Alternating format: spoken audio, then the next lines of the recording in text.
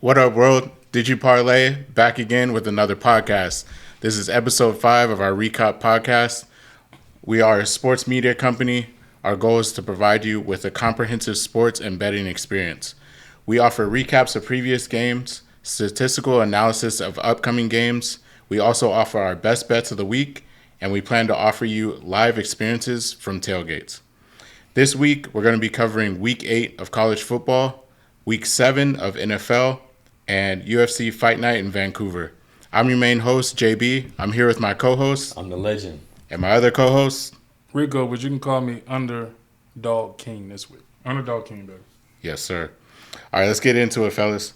First game we're going to go over for college is Louisville went up against previously ranked number 2 Miami. Final score, Louisville 24, Miami 21. Talk to me. What in the world happened here? Just a huge rivalry game. Louisville always stands up against Miami. Typically, it's at home. At home, they usually play them better. Before the game, I probably would have, if it was at home in Louisville, I would have took the points on them. If they was catching like 15, 14 points in, I would have hammered the 15 on Louisville. But, hey, they can't play that day. What was that game like on that Friday? What did it come in at? Like plus 10? No, I think it was like, they might be like plus 12, plus 13, something like that. I think it was close to 2 touchdowns, though. This was the first game I decided to roll with Carson Beck, and he pretty much is our first tuck your chain contendant. 4 interceptions. I mean, I got a question for his teammates. I mean, what do y'all think of 4 interceptions? I mean, comment on the YouTube, comment on Instagram, comment on TikTok, comment on anything. Please tell me, what do you think of 4 interceptions? Do you think 4 interceptions is worth $4 million? We got $1 million per pick. That's all I got for him. And no touchdowns to go with it. No touchdowns at all. And then I'm gonna be honest, like in the game, he just looking like how we look right now. Like, oh well. Yeah, I got my money. The city on fire before that game. So the city is far from fire now.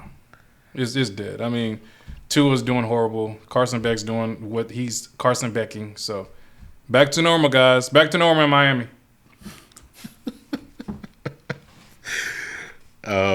Any other thoughts on this one? I mean, it's belt the ass, man. There's not really much to say about this. Shout out to Louisville, though. That wide receiver, I forgot his name, but man, number 0? Yeah. Shout out to Louisville. Yeah, Louisville did their thing for this game, man. Up next for Louisville, they're going to be hosting Boston College on October 25th, and Miami is going to be hosting Stanford on October 25th. So I guess we'll see what Carson Beck has for us in that one. I'm going Carson Beck 2 picks. All right, next game is previously ranked number 12 Georgia Tech went up against Duke. Final score: Georgia Tech 27, Duke 18. This was my favorite game of the week. I've been screaming Georgia Tech all week. Heavy. I told y'all I didn't really like Darian Mensah. I told y'all he's another quarterback that's overpaid. Haynes King deserved $8 million, not Mensah. I mean, come on now. What did he really show last year at Tulane? He didn't really show. I mean, I will say this. He definitely can throw the ball. As far as 7-on-7, you are a great 7-on-7 pocket passer. Other than that, like, I'm not liking him in big moments. I mean, Haynes King performance that game was a little mid. I'm gonna be honest. It was a little mid. The game was very boring in the beginning. But like I said, it was my house game for the week. I personally bet over 1,000. I was very nervous, but I definitely won the game. I was happy about that, and that was like my 3rd big bet of the year. So I was happy about it, but at the same time, I ain't gonna lie. In the beginning of the game, it was real nervous. I was nervous. Yeah, I mean, if you looked at the stats of the quarterbacks, it doesn't really tell the story of how the game ended. Because, I mean, Mensah had 373 yards with 2 touchdowns. Listen, so they got to the red zone like how Texas got to the red zone versus Kentucky. I mean, they just got to the red zone and said, here, the another drive they had, Georgia Tech grabs the ball on the goal line, runs it all the way back. Right. I mean, come on. We shouldn't even had that touchdown. So, like I said, I was nervous the whole game, but oh well.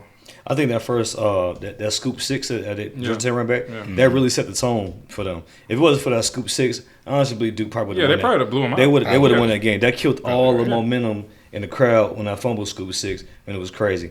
Up until that, I was a little nervous. I was like, man, I think I might have picked the wrong side. I was nervous up to that because Duke was moving the ball the way they wanted to. Yeah, they was. But after that scoop six, man, that killed all the momentum. 7-on-7 legend. Georgia Tech just went crazy. So Yeah.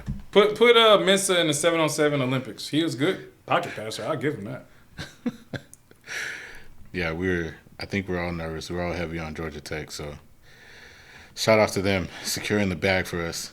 Okay, up next for Georgia Tech on Saturday, they're going to be at home versus Syracuse, and up next for Duke, they're going to be at Clemson on November 1st.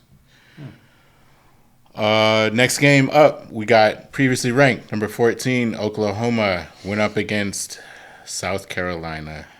Oh boy. Final score, Oklahoma 26, South Carolina 7. I mean, Rico, I'll start with you. Talk to me. Lenore Sellers. Lenore Sellers is a man-child. Lenore Sellers is probably, and I'm not even joking when I say this, Lenore Sellers might be the best, most athletic man-child at quarterback in the world. Name one other over-athletic quarterback in the world. what is a That man was child? A man-child is just the description is crazy. bro. I mean, 6'5", 300 pounds, can't tackle him. I don't be honest, bro. The breaking tackle situations he be having, like, it don't be making no sense. Like, I'd be like, how did you do that? Like, how did you get out of that? Yeah. I mean, y'all need to give him a piss test or something. I don't know. It just the pass rush was just too much for him. That's why he was running the whole game, man. Just under pressure, he's not a great quarterback. He does. He lets us sit back, take his time, and the play develop. It's not there with the pass rush. It wasn't there. Name one quarterback that's more athletic though. Well, We can. I'll take Pavia. Athleticism? Yeah. On paper, I would say yes. Stop But- it. 10 touchdowns, rushing touchdowns. Hey, I'm going to take Pavia. You saying that Pavia is more athletic than Lenore's Sellers with a straight face? We talking about on paper? Or we talking about like literally? Because on paper, No, we're talking about on Fortnite. Okay, we talking about on paper. I'm gonna go Pavia. On GTA. I mean, On paper. athletic Come on, players. man. But listen though, athletic players make athletic decisions. Pavia don't turn the ball up. Instead of throwing out of bounds, he's gonna run a scrambler. It's athleticism. Everybody can't do that. Pavia I think- is 5'11", maybe he probably 6'1". 6'1", 210, 12% body fat. Lenore Sellers is 6'4", 230, 1% body fat. And you telling me that Pavia is more athletic? I think the huge difference though is, I think what you're trying to say is more so his ability to use that athleticism. I'll give you that. Right, as a QB. He's a more accurate I'll be that. athlete. Right. I think that's what we're trying to get at. We got 'Cause this segment, Accurate Athletes. I like that, actually. I ain't gonna lie, I really do. I like that. Accurate Athletes.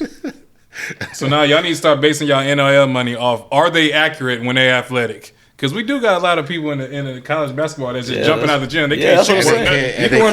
You run the 4.240, Yeah, but can't right. catch. You can't catch. Why Yeah. are you a receiver? That's a fact. I like that. I like that. That's a good comparison, right? like that. Like you saying, you got somebody in basketball, man, they run could a jump out the 4.2. gym, but then their stats at the end of the game is like, what You can't happened? hit no 3-pointer. Right, what happened? You scored can no dunk on points, anybody, got but a you couple can't- rebounds. You can't shoot a midi But though. pregame, man, I mean, head over run. Layup king. Layup line king, boy. That's a fact. Smacking backboard and everything. 360 Like, yo, this windmills, cat's nice. pregame, everything. He gonna be all right. We will be at the game this week. I mean, Yes. I am excited to see the game, but I'm Yeah. not excited to see Alabama just pretty much bulldozer over South Carolina. So I guess we'll see this week. Yeah. So you just touched on it, right? Up next for South Carolina, they're going to be playing Alabama on Saturday. We're not expecting much there. And unfortunately, it's their third straight ranked opponent. So I'm They sure got one of the they're, hardest schedules. Yeah, they definitely do. And for Oklahoma, they're going to be at home to face Ole Miss. Ole Miss money line. Also, unfortunately, Underdog for them. king. Ole Miss money line. They underdog. I'm telling you. I don't know how, but that's a different discussion. All right. Next game, we got previously ranked number 16, Missouri, went up against Auburn. Final score, Missouri 23, Auburn 17. Earlier this year, you made a good comment. You said that Auburn, you want to see them versus SEC because you were saying how Baylor, you know what I mean? Yeah. He running around, he doing this and that. Do you feel like this Jackson Arnold guy is doing good versus SEC? You said versus SEC? Yeah. I don't know. You caught me off guard with that question, so I don't really know.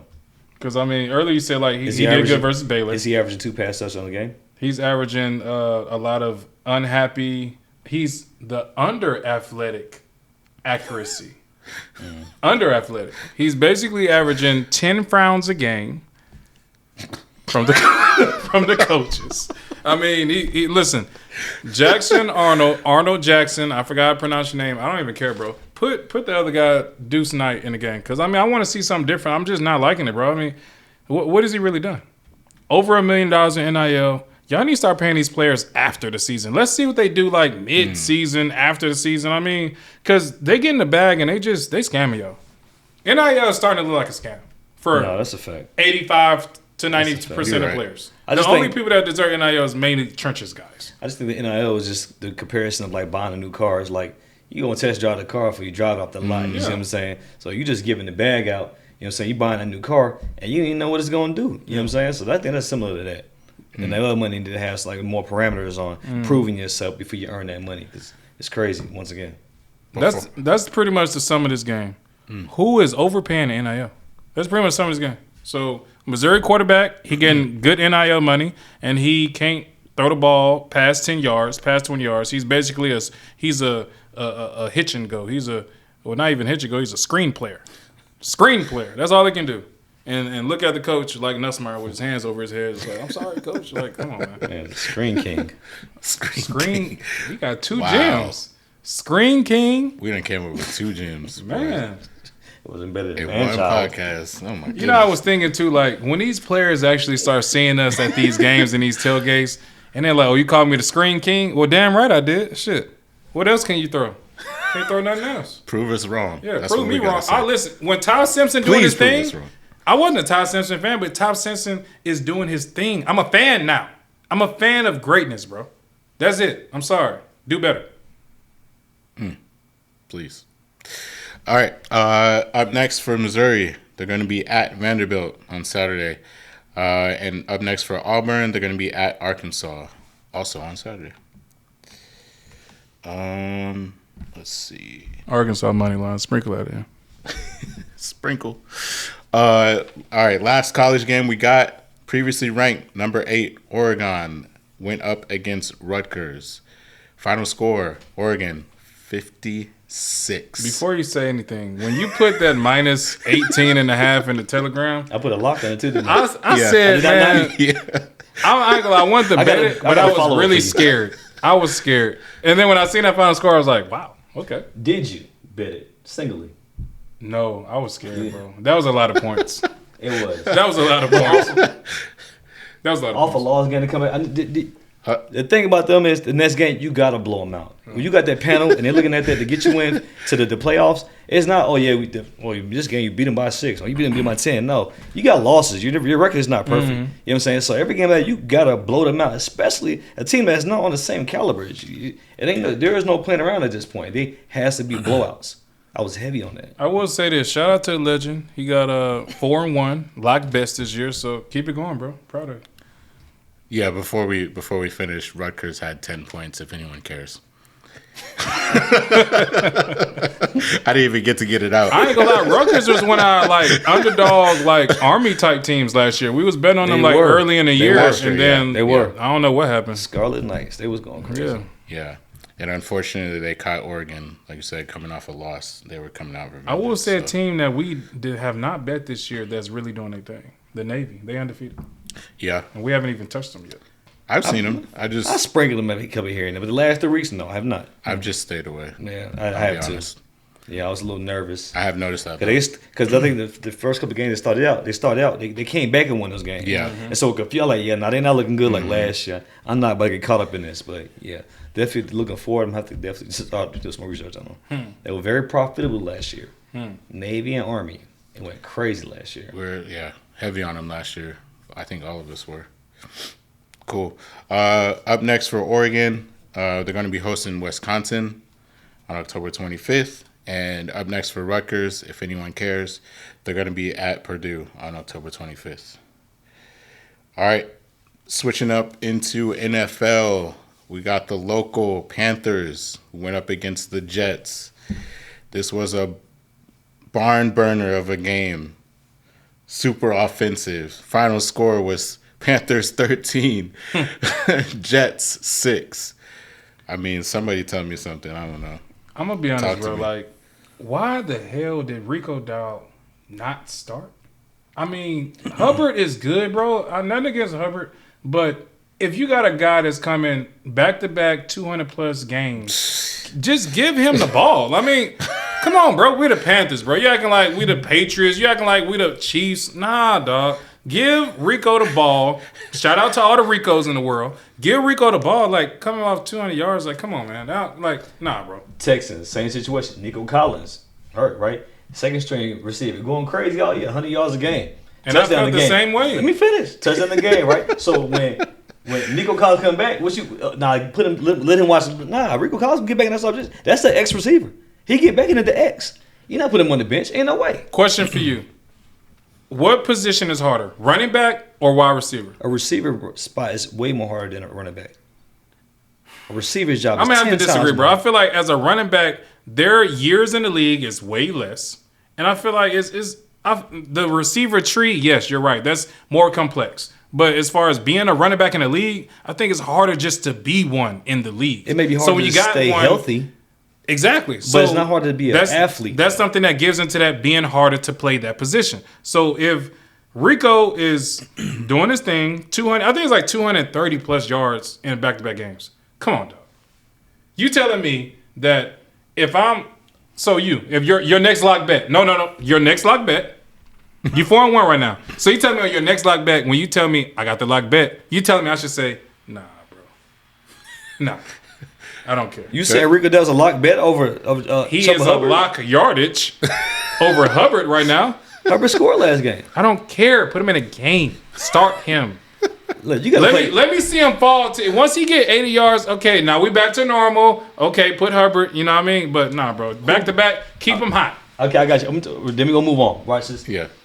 Who brings in more jersey sales for that team? You telling me no fans out there with the little kids? But where's he at? Where's Hubbard? You really think they're gonna do that to him? You want me to answer that question truthfully? Yeah. Cam Newton. I'm talking about on the field, my boy. On the field. He's still in the field in my Hubbard heart. is getting Cam that Newton. game. I don't believe in Bryce Young. I don't believe in jersey nothing. sales, bro. Jersey sales. He's nothing wrong. He's still a good player. He just got hurt. I haven't seen a Hubbard poster in the city since I've lived here. They probably just started selling Rico Dowd jerseys last week. And I was a buyer. They probably just did that. You go in Store 30, you can't find that jersey probably. You can find Chuba Hubbard's all day. I'm betting my money on all these running backs with piercings in their face. Yeah. Rico. But nonetheless, the Panthers got the job done. The Jets look crazy. Justin Fields, I think supposedly from the reports, they're saying that his job is not in danger. He's still going to ride with him. I don't know how. They're like, we're just going to figure it out. Saying you're going to figure it out is crazy at this point. But maybe that's keyword and code for we're going to tank. You already have no wins in the season. So I'm guessing now you're going to start tanking. I'm not a head coach, but in my best interest, I probably would do it because you didn't get the first round pick coming up. I'm going to tell you what they're going to do. It's going to sound crazy. Why just lose the rest of the season and get the first round pick? I'm going to tell you what they're going to do. They're going to get Archman. Archman not coming out this year. He already made that clear. Eli going to make that phone call. Listen, I play for the Giants. You go across the waters, play for the Jets. Arch Manning, and then he's going to be trash just like we're doing in Texas. Sorry, Arch Manning, but you ain't doing too good. Wow. Okay. So up next for the home team Panthers, they're going to be at home up against the Bills. And up next for the Jets, they're going to be headed over to Cincinnati to face the Bengals. All right. Our next NFL game, we got the Falcons who went up against the 49ers. Final score, Falcons 10, 49ers 20.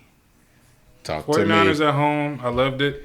Now, I'm going to be honest, bro. I had George Kittle's on some, like, crazy 2-touchdown type stuff. And, man, that dude didn't have no catches. He probably had no targets. I mean, don't ask me why I did it. I just was like, plus all that money, let me try to, you know what I mean? And, yeah, I pretty much lost. So the word on the street is that Christian McCaffrey sacrificed his players, fellow teammates, so he can get all the shine and all the, you know what I'm saying, all the touches right now. That's the word on the street. And I kind of believe it. What do you mean he sacrificed his players? As far as I guess with the injuries, you know what I'm saying? I guess they were like sacrificial lambs, so he can tell to go crazy. I mean, that's his team. Clearly, he's going crazy right now. It's like, Illuminati in the NFL. Maybe I'm just telling you. I said the word on the street. You know what I'm saying? But what street was you on? Though? Right, that's what I said. My boy was on Wilkinson Boulevard trying to figure out what's the word. What's that movie? Street. What's that football movie that just came out? Street. Him? Yeah, him. That sound like him. Yeah. Like he about to walk into the stadium. They talking about signing the contract. But it was a bad position for them though. It was a bad position for them. Just for the coming off a short week. They played on Monday. They go back on Sunday. You got to travel across the country, different time zone. Like, Atlanta? Yeah, man, that's coast to coast. Where the camera? Where we at? There we are. Listen, Atlanta. No, man. The Panthers. What was the score? 30-0. Like, so basically, you're telling me that the Panthers are the best team in the league. That's not how this works nowadays. Man. That is not how it works. Exactly, because Vegas made the phone call. Yeah. Okay. Yeah. Plus, 80% of the money. Yeah. Okay. That's what's going on. Vegas is controlling everything before week 10. But Penix is just not a good traveling quarterback. They've already made that clear. I was heavy on Fortnite. He is not a good away quarterback. When he in the Georgia Dome, he a fool. He's like because all the baddies in Atlanta in the Georgia Dome, he trying to play better for the baddies. There's a lot of scammers. There's a lot of chains there. There's a lot of that. He get turned up. Yeah. It's possible. He young boy. You know? Okay, I get it now. I get it, bro. Okay, you get turned up for the scammers okay. Because you scamming yourself. Okay. You scam the NIL. That's what man. Listen. I tell you, the scammer, the backup quarterback, he's still worth a good $250,000, $250,000 to sit there. Got all kinds of chains on the sideline. All right. Let's see. Next up for the Falcons, they're going to be hosting Miami on Sunday. And up next for the 49ers, they're going to be at Houston, also on Sunday. All right. That's it for NFL. I'm going to give a recap really quick for UFC Fight Night in Vancouver. It was the main event was DeRitter versus Brandon Allen. This was a terrible card. Just overall, the bets for us, we went 5 of 12 total. Not a great week. That's on me. I'm gonna get better for the next card.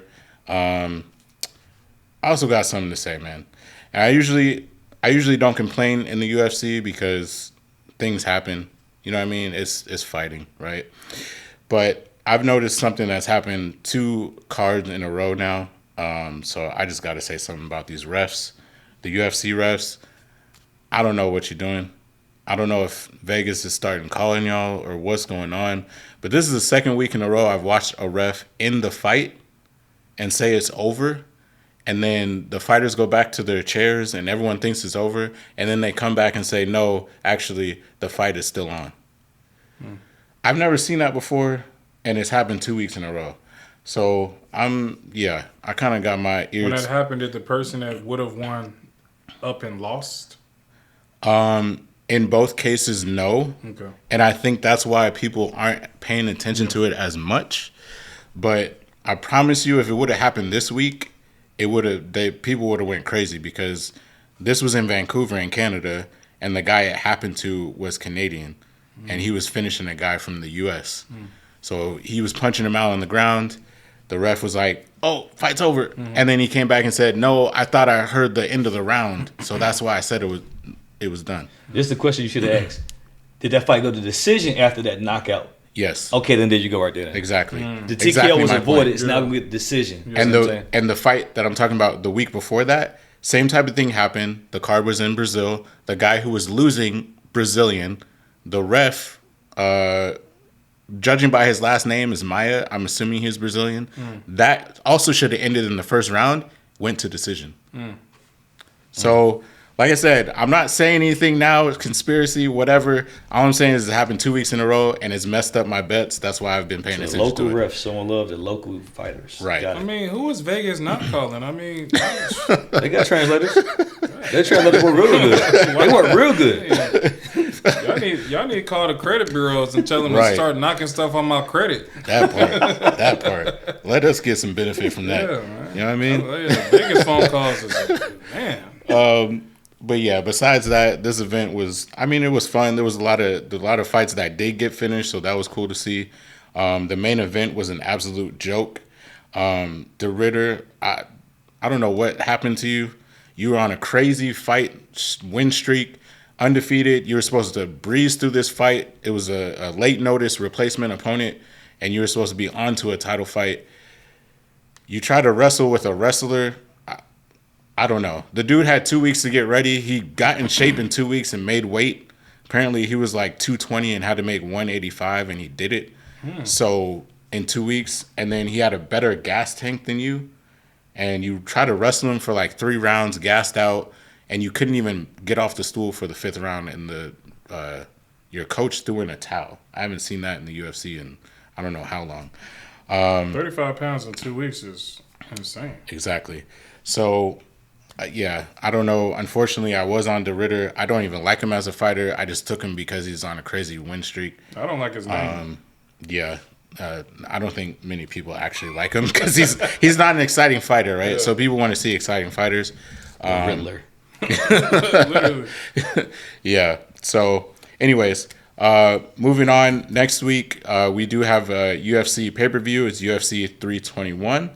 That one's going to be way more exciting of a card. Main event is Tom Aspinall going up against Cyril Gane for the heavyweight belt. Then we also have a vacant strawweight belt in the women's division. Jandiroba is going up against Mackenzie Dern.